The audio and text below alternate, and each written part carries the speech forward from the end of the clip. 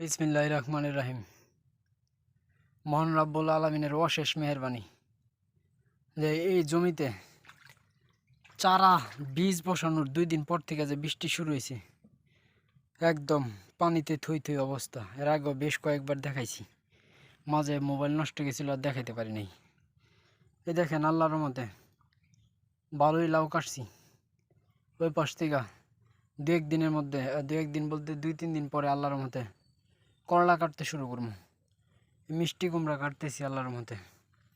এই যে মিষ্টি কুমড়া, আল্লাহর রহমতে কালার অনেক সুন্দর। কালার কম্বিনেশনে যে পানি, এই পানি থুই থুই করে জমিতে। এই জমি থেকে আল্লাহর রহমতে মিষ্টি কুমড়া কাটতেছি। এই যে মিষ্টি কুমড়া আজকে আল্লাহর রহমতে 20 পিস মনে হয় কাটছি।